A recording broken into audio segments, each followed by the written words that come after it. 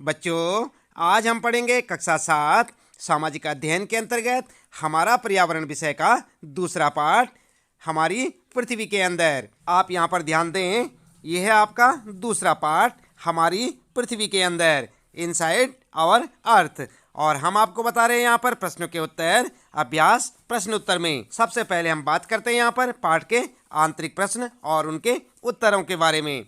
तो आंतरिक प्रश्न आप समझते हैं ना, जो पाठ के बीच बीच में पूछे हुए प्रश्न होते हैं उन्हें कहते हैं आंतरिक प्रश्न।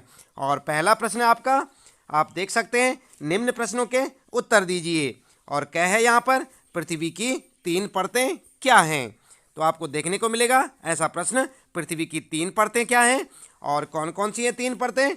उत्तर में लिखेंगे पृथ्वी की 3 परतें हैं, नंबर 1 भूपर्पटी, नंबर 2 मेटल और नंबर 3 क्रोड। आप ध्यान दें यहाँ पर, भूपर्पटी, मेटल और क्रोड। इस प्रकार से आप पृथ्वी की 3 परतों के बारे में उत्तर लिख सकते हैं कि ये हैं पृथ्वी की 3 परतें। उसके बाद अगला प्रश्न है बच्चों आपका यहाँ पर, सेल क्या है। तो सेल क्या होते हैं। उत्तर में लिखेंगे पृथ्वी की परपटी बनाने वाले खनिज पदार्थ के किसी भी प्राकृतिक पिंड को सेल कहते हैं। सेलें विभिन्न रंग, आकार एवं गठन की हो सकती हैं। तो इस प्रकार से आप इस प्रश्न का उत्तर लिखेंगे। ध्यान रहे बच्चों, इंपॉर्टेंट क्वेश्चन है ये सारे आपके, इन्हें आप याद भी करें। इसके बाद बात करते हैं यहाँ पर गए प्रश्न है, 3 प्रकार की सेलों के नाम लिखें।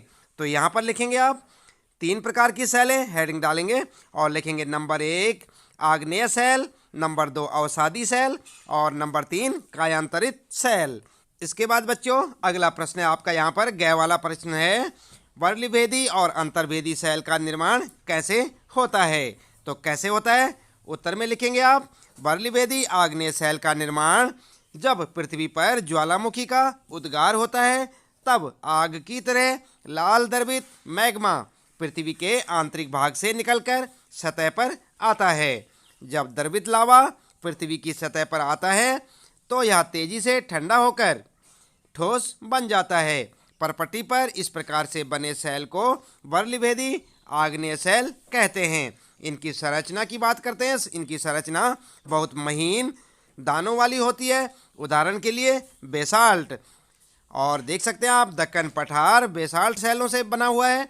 और अंतर्भेदी सेल के बारे में बात करते हैं, तो अंतर्भेदी सेल के बारे में आप लिखेंगे, इसे हेडिंग बनाएं आप, अंतर्भेदी सेल और द्रवित मैग्मा कभी कभी भूपर्पटी के अंदर गहराई में ही ठंडा हो जाता है। इस प्रकार ठोस सेलों को अंतर्भेदी आग्नेय सेल कहते हैं। धीरे धीरे ठंडा होने के कारण ये बड़े दानों का रूप ले लेते हैं।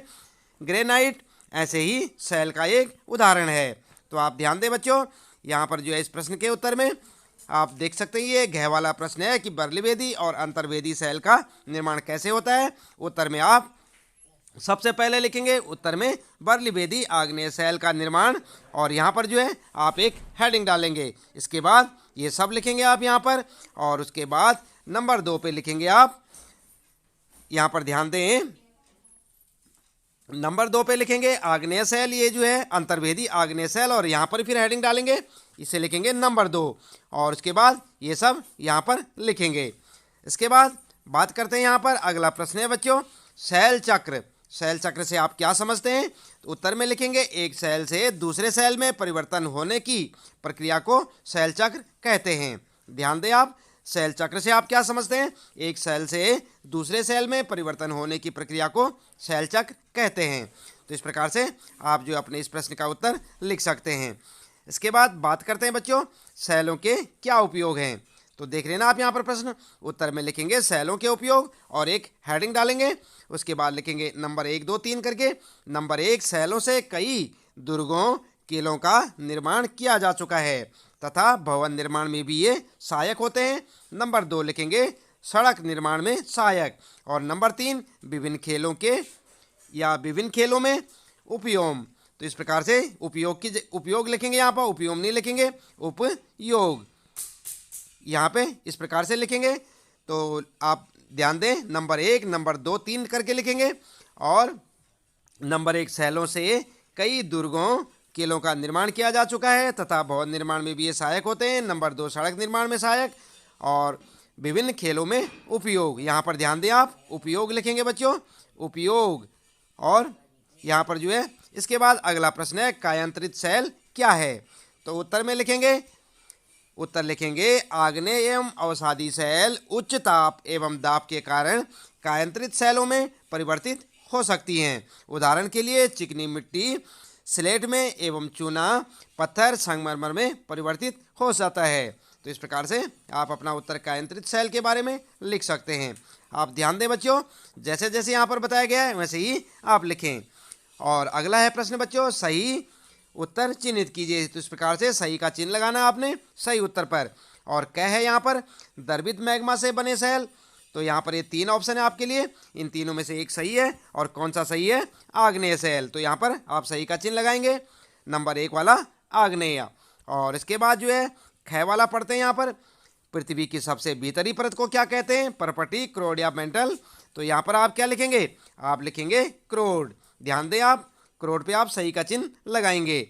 और इसके बाद अगला है सोना, पेट्रोलियम एवं कोयला किसके उदाहरण हैं। तो यहाँ पर जो है 3 देख सकते हैं आप, 3 ऑप्शन है आपके लिए, सेल, खनिज या जीवाश्म। तो सोना, पेट्रोलियम, कोयला जो है किसके उदाहरण है, उत्तर में लिखेंगे खनिज के। तो यहाँ पर सही का चिन्ह लगाएं। और अगला है आपका सेल, जिसमें जीवाश्म होते हैं, अवसादी, कायांतरित या आग्नेय। तो जीवाश्म किसमें होते हैं बच्चों, उत्तर लिखेंगे अवसादी सेल। तो यहाँ पर सही का चिन्ह लगाएं। और इसके बाद अगला प्रश्न है पृथ्वी की सबसे पतली परत कौन सी है। इन तीनों में से आप देख सकते हैं कौन सी है, आपने पाठ पढ़ लिया होगा। उत्तर लिखेंगे पर्पटी, ठीक है। और इसके बाद जो है अगला प्रश्न है बच्चों तीसरे प्रश्न में पूछा है कि निम्नलिखित स्तंभों को मिलाकर सही जोड़े बनाइए। और यहाँ पर देख सकते हैं आप स्तंभ ये क, ख, ग, घ और च। तो क्रोड, खनिज, सेल, चिकनी मिट्टी, सीएल। और अगला है यहाँ पर उसी के लिए जोड़े बनाने के लिए, फर्स्ट में है स्लेट में बदलता है। दूसरा है सड़क एवं इमारत बनाने के लिए उपयोग होता है। तीसरा सिलिका एवं एल्यूमिनियम से बनता है। और चौथा है इसका एक निश्चित रासायनिक मिश्रण होता है। और पांचवा है सबसे भीतरी परत। तो इसका उत्तर आप किस प्रकार से लिखेंगे, इनके साथ जो यहाँ पर दिए हुए हैं ये 5, इनके साथ इनको मिलाकर आप लिखेंगे।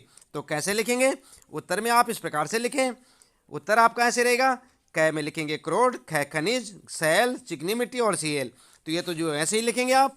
और इसके साथ लिखेंगे आप इस प्रकार से, फर्स्ट वाले के साथ लिखेंगे सबसे भीतरी परत, सेकंड वाले के साथ लिखेंगे इसका एक निश्चित रासायनिक मिश्रण होता है, थर्ड वाले के साथ सड़क एवं इमारत बनाने के लिए उपयोग होता है, चौथे वाले के साथ लिखेंगे स्लेट में बदलता है, और पांचवें वाले के साथ लिखेंगे सिलिका एवं एल्यूमिनियम से बनता है।